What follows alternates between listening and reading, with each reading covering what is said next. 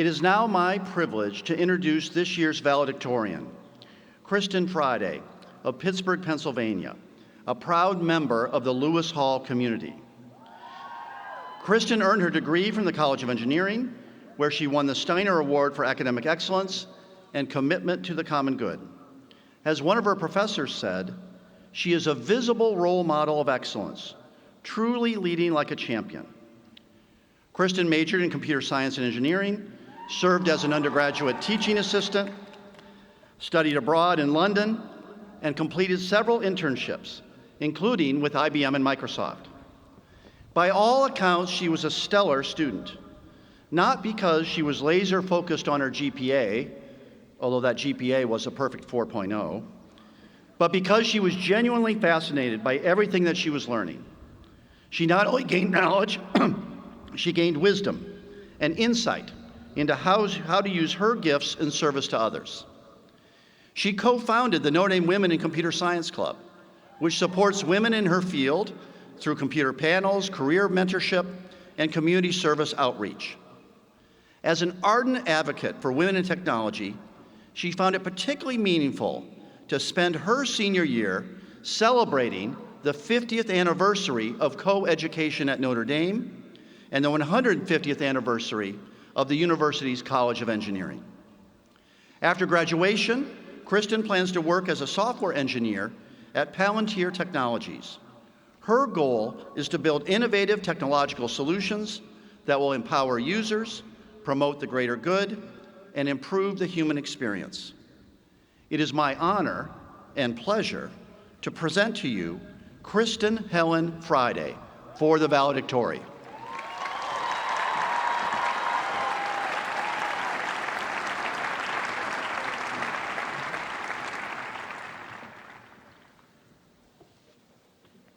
Fellow graduates, friends, family, and esteemed guests, welcome to the University of Notre Dame Class of 2023 Commencement Ceremony. It is an honor and privilege to be given the opportunity to share a few words with you all and reminisce for a moment on our time as undergraduates. The months leading up to graduation have been a time of great nostalgia and reflection.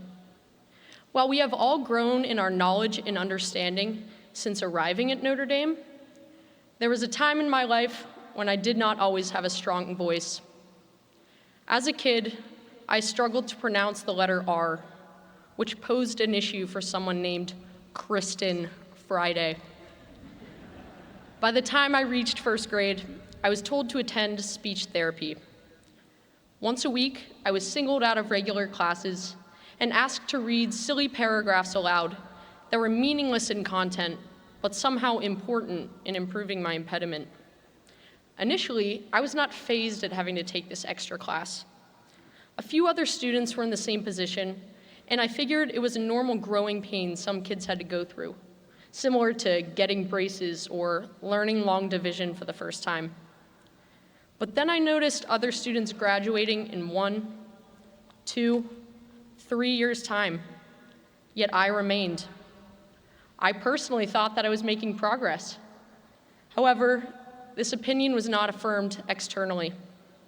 By the time I reached 5th grade, I had marginally improved. I was beginning to get to that point in my life of critical brain development, where my mind and personality were maturing at a rate 1,000 times faster than my speech. Consequently, I was enrolled in an additional speech class outside of school. Despite attending multiple sessions a week, both in school and in my own personal time, I reached middle school to no avail. At this point, it was no longer a frustration, but an embarrassment. Every other student had graduated therapy classes, and I was the sole one left, struggling to enunciate the name of my homeroom teacher. The following year, my friends joked with me for mispronouncing a word as firmer during a presentation I delivered, of course not knowing how it affected me at the time. Eventually that year, I was told my speech was sufficient to leave the program. The announcement came with an overwhelming sense of joy, but also a deep sense of reservation. Was that all I needed? other people's assurance that I was good enough. I kept practicing public speaking in high school, pushed myself to the limits as we all did, and applied to Notre Dame. Much to my disappointment, I was initially deferred. With swollen eyes and deferral letter in hand, I immediately went back to questions of, am I really good enough? Do outcomes define me? Am I going to let others decide my worth? Speech was just one flaw in my personal experience, but I wonder how many others have felt downtrodden by their imperfections. Having all eventually been accepted into Notre Dame, every one of us was challenged with living up to the expectations of entering a seemingly perfect environment where high school graduation speakers, captains of varsity sports teams, and leads in the musical became average. We were thrust into a whole new environment of intense academic stimulation devoted to pursuing our every intellectual curiosity. We were challenged to take classes for the sake of learning. We were encouraged not just to do assignments for the sake of completion, but rather for the pursuit of general knowledge and free inquiry.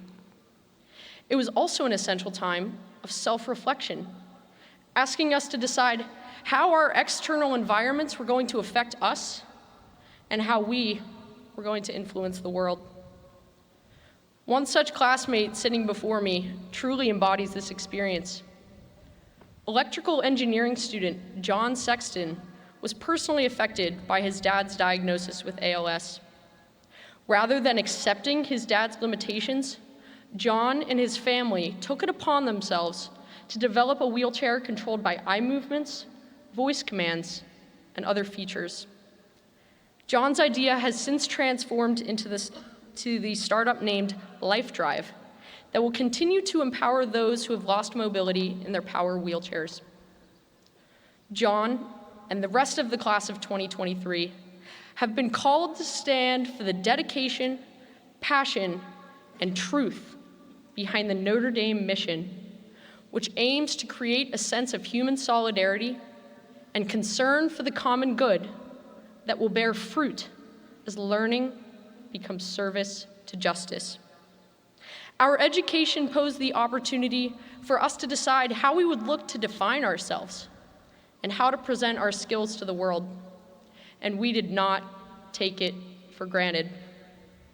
For many of us, we defined ourselves with a global experience abroad, summers of service, or internships.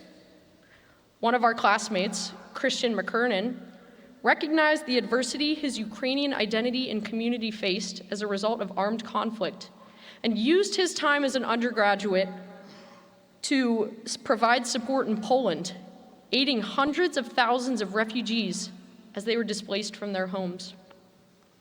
Another such classmate, Quentin Hare, was compelled by countries' lack of access to clean water in the developing world, and ventured to a remote village in Fiji to research reliable sources of filtration.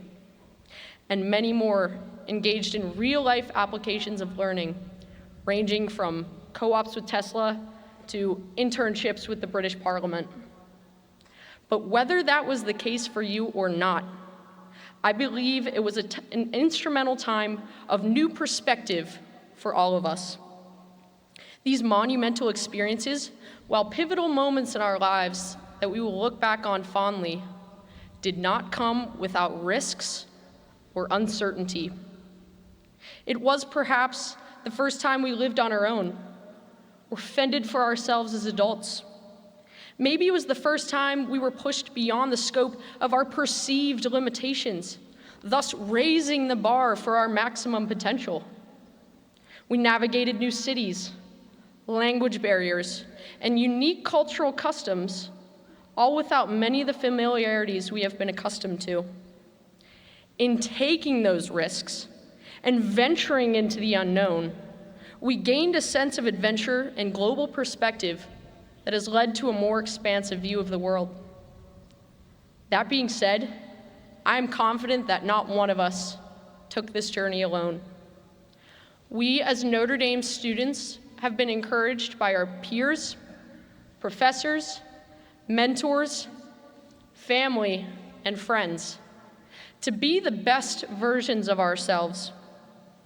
I witnessed fellow students going above and beyond to help one another, fostering an environment of collaboration over competition, and risking their own time and personal standing for others. The university itself aided our journey in recognizing the importance of an in-person community in the learning process, risking repercussions in the public eye, and furthering our understanding of what it means to be an academic with strong character. Few of us will remember the minute details of research papers or lab reports and assignments that warranted a Friday night in. Rather, what we will think back on is who we spent that time with and the attitude we carried as we sought out deeper relationships with our peers.